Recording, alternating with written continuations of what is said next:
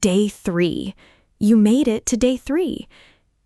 I've been doing this long enough to know that most people who start something like this, a 10-day challenge, a new habit, a commitment to grow, most of them stop on day 2, or they never even start.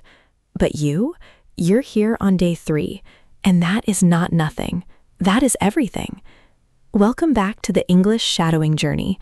I'm your host, and today we are doing something that a lot of people find uncomfortable, genuinely uncomfortable. Not difficult in the way a grammar exercise is difficult, but uncomfortable in the way that looking in a mirror can be uncomfortable. Today, we are going to record your voice. We are going to listen back to it, honestly, openly, without judgment, but without pretending either. And we are going to use what we hear as a tool, a map, a guide that shows us exactly where to go next. This is day 3. Face your voice. And I want to say something before we begin. If the idea of hearing your own recorded voice makes you feel a little nervous, you are completely normal. Studies show that most people dislike the sound of their own recorded voice at first. It sounds different from what you hear inside your head. It sounds unfamiliar. Sometimes it sounds worse than you expected. But here is what I know. The people who are willing to face that discomfort, who listen honestly and say, okay, this is where I am, and this is where I want to go, those are the people who improve the fastest, every single time. So today, we face it together. Let me explain why recording yourself is so powerful. And I mean scientifically, practically powerful, not just motivationally. When you speak, your brain is doing a million things at once. It is choosing words, building sentences, managing pronunciation, controlling volume and speed, and all of that happens in real time, under pressure. There is no space to step back and evaluate. You are too busy doing to observe. But when you record yourself and listen back, something completely different happens. Now you are the listener, not the speaker. Your brain switches modes. Suddenly, you can hear things you could never hear while you were speaking. You can hear where you hesitate, where your pronunciation drifts, where your rhythm breaks down, where you sound natural, and where you don't. This is called metacognitive awareness, awareness of your own process. And it is one of the most powerful tools in any kind of learning, not just language learning. Elite athletes watch recordings of themselves competing. Surgeons review recordings of their own procedures. Great speakers watch recordings of their own talks. Because you cannot improve what you cannot observe. And you cannot observe yourself while you are in the middle of doing something. Recording gives you the distance you need, the perspective, the honest feedback that no one else can give you, because no one knows your voice better than you. Now, here is the key to making this work. When you listen back to your recording, do not listen to criticize. Listen to be curious. There is a huge difference. Criticism sounds like, I sound terrible. My accent is so bad. I can't believe I said it like that. Curiosity sounds like, oh, interesting. I notice I speed up right there. I notice that word sounds a little flat. I notice I dropped the stress on that syllable. What would it sound like if I changed that? Curiosity leads to improvement. Criticism leads to giving up. So today, we are going to be curious, nothing more. Let me walk you through exactly how to set up your recording practice. You don't need any special equipment. Your phone is completely fine. In fact, most professional language coaches use nothing more than the built-in microphone on a smartphone. Here is the process. Step 1. Find a 2 to 3 minute clip from an English podcast or YouTube video, something you enjoy, something spoken at a natural pace. Step 2. Listen to it once all the way through.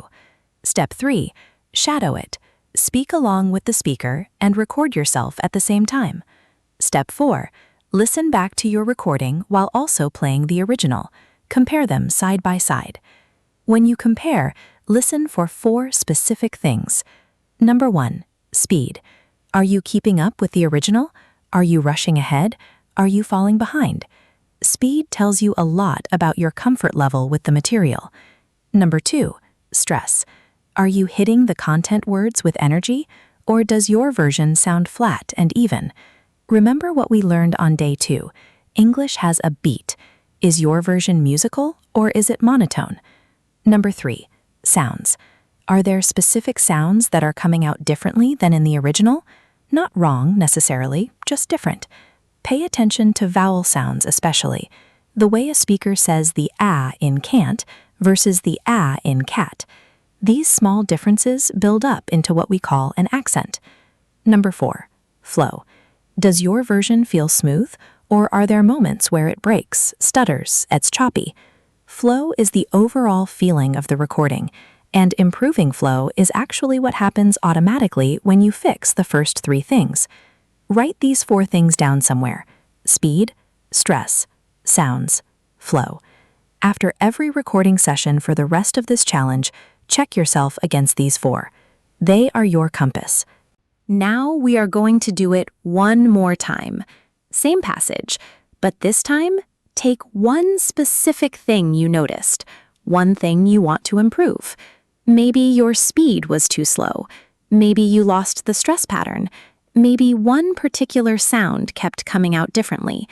Pick one thing, just one, and this time, focus on that one thing only. Press record again. Here we go. Learning a new language is one of the most courageous things a person can do. It means being willing to sound like a child again, to stumble over words that feel foreign in your mouth, to search for the right expression and sometimes come up empty. But inside that discomfort is where all the growth lives. Every mistake is a stepping stone. Every awkward sentence is progress. And the people who push through that discomfort, who keep speaking even when it's hard, those are the people who wake up one day and realize, I'm actually doing this. I'm actually speaking another language, and it feels like flying. Stop the recording and listen back one more time. Did you improve on that one thing you focused on, even slightly? If yes, that is the power of targeted, conscious practice. If not, that just means that thing needs more time. And that is completely okay. You have 7 more days.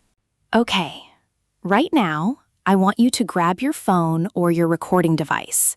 Open your voice recorder app. We are going to do this together, right here, right now.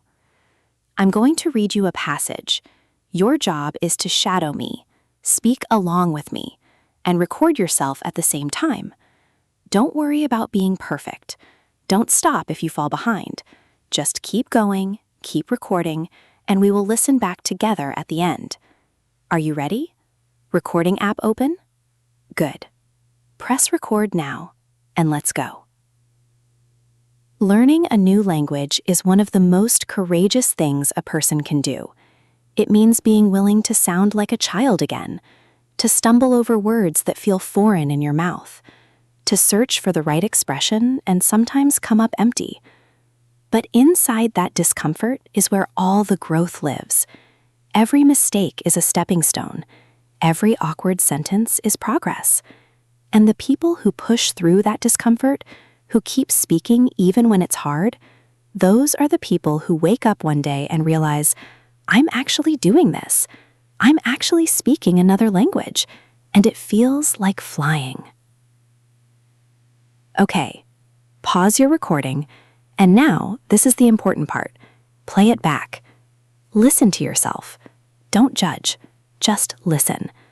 Notice the 4 things: speed, stress, sounds, flow. What did you notice? What sounded closer to the original than you expected? And what sounded different? Whatever you found, that is your information. That is your map. That is the most honest feedback you will ever get. I want to say something very clearly right now. Save that recording. Do not delete it. I know it might not sound the way you want it to. I know you might feel the urge to erase it and pretend it never happened. Please don't. That recording is a timestamp. It is a photograph of your English on day 3 of this challenge. And on day 10, when you record yourself again after everything we've practiced together, you are going to want to compare them. You are going to want to hear the distance you've traveled. And I promise you, there will be a distance. A real, audible, undeniable distance. But only if you save today's recording. Label it, write on it, Day 3, My Voice. Keep it somewhere you can find it, because on Day 10, that file is going to make you very, very proud. And if you're making these sessions into YouTube videos, this recording is gold. Play it on screen. Let your viewers hear it, because they are going to come back on Day 10 specifically to hear the difference. That kind of authentic, real progress content is exactly what builds a loyal audience.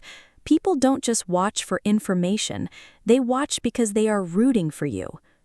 Let me talk about something that goes a little deeper than pronunciation and recordings. There is a reason why hearing your own voice is uncomfortable, and it's not vanity, it's not weakness, it's actually something very human. When we speak a language that is not our first language, we are putting a part of ourselves out into the world in a form that feels vulnerable. We are saying, here I am, this is my attempt, judge it. And that takes courage, real courage. What you did today, recording yourself, listening back, facing the gap between where you are and where you want to be, that is not a small thing. That is the thing that most people avoid their whole lives, in language, in their careers, in their relationships. Most people never face themselves that honestly. You did it today, on Day 3 of a 10-day challenge, and that says something about you.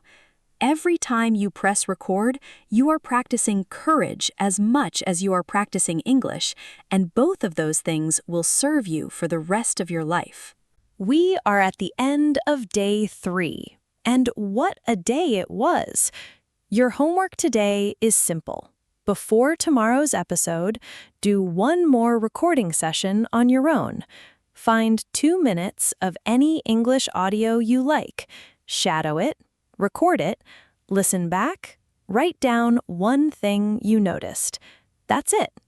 And tomorrow, Day 4, we are going to go deep into one of the most fascinating and practical areas of English fluency. We are going to talk about connected speech, the way English words link together, blend together, and sometimes almost disappear into each other in real conversation.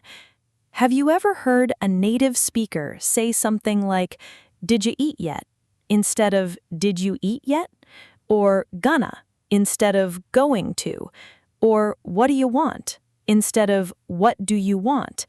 That is connected speech, and once you understand it, and once you start producing it, you will sound more natural overnight, literally overnight. Day 4 is called How Words Become Music, and it is going to be a lot of fun. Subscribe if you haven't already, leave a comment, and tell me, what did you notice when you listened back to your recording today? I want to hear from you. See you tomorrow. Keep going.